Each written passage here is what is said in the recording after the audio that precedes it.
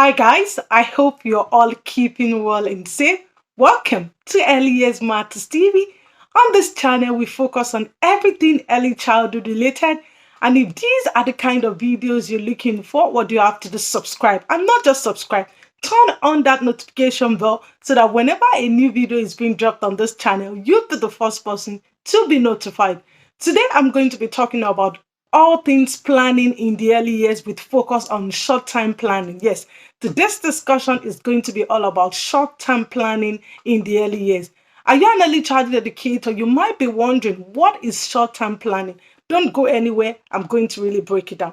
So in relation to short-term planning, the type of plan that is usually daily or weekly. Yes, this type of planning, as the name implies, short. So it's over a short period of time, which is usually or weekly. So anytime you hear the word short-term planning, it simply means a type of planning which is either a daily or a weekly plan. You need to understand that in relation to short-term planning, this is a type of planning that focuses on the children's interest, the children's skills, and the children's needs. Yes. So in terms of the short-term planning, it's a type of curriculum that focuses on the children's interest, their skills, and their needs. And I know the next question you're going to ask me is, how am I going to know the children's interest, how their skills, their needs? This is so simple. There are different ways that you can know this. First is simply observation. As you know, observation is the key in the area of early childhood. So when you observe the children, definitely you're going to be finding out a lot from them. You're going to be finding out about their skills, about their needs, about their interest. And you gather all of this information together. This is going to propel you in terms of a short-term planning.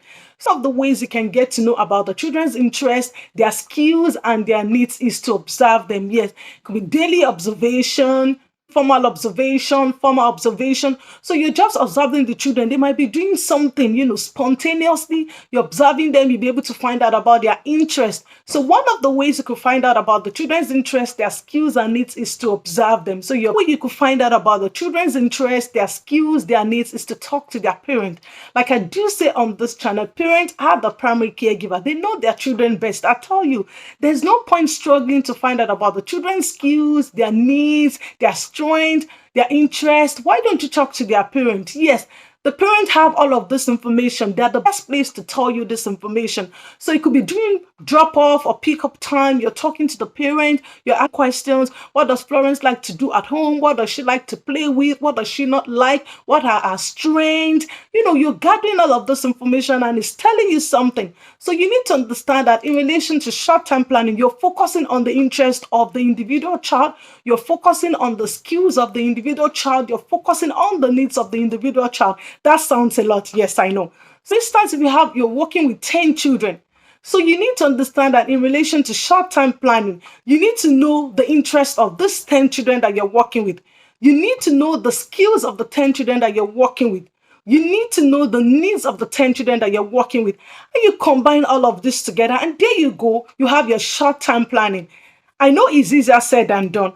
So you observe the children, you talk to the parents, you talk to your co-workers as well. You need to understand that your co-workers might have observed some things about the children that you don't see. And you like the saying, two heads are better than one. So it's important if you're working with your co-worker as well in relation to the children's interests, their skills, their needs. Because like I said earlier, there's some things that they've observed about the children that you might not have observed. And then the best position to divulge this information to you.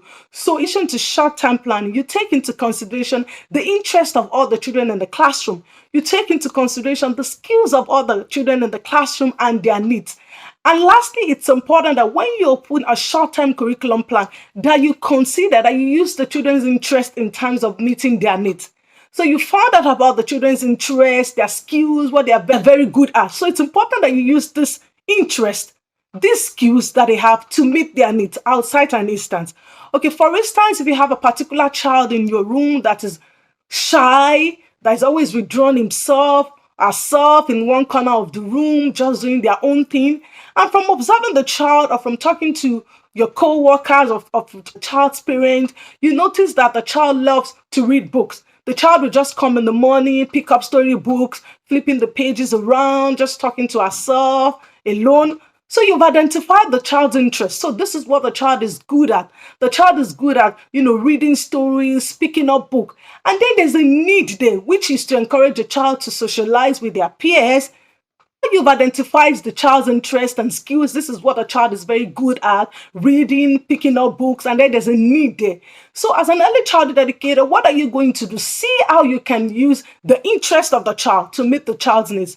So you could do this, for instance, through cycle or through story sharing. So you pick a child, for instance, Florence, would you like to pick up a book? What book should we read? So Florence is telling you, let's read this book. Are you reading this book front of the children? Florence is seated as well. So you're asking Florence questions and other children's questions. So this is giving Florence the opportunity to be in the midst of her peers. So she's not left alone. So like you identify the child's interests, their skills. What is the child good at? What are the things that the children are good at?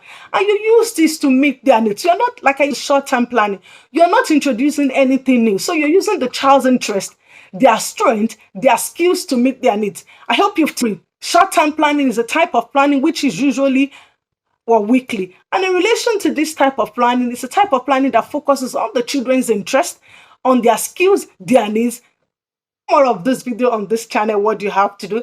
And I'm sure now you know what short-term planning in the area of early childhood is all about. And if you want more of this video on this channel, what do you have to do? Subscribe. Subscription is free. And subscribe, turn on that notification bell so that whenever a new video is being dropped on this channel, you'll be the first person to be notified. And until I come your way next time, stay safe and mind yourself for now. Bye.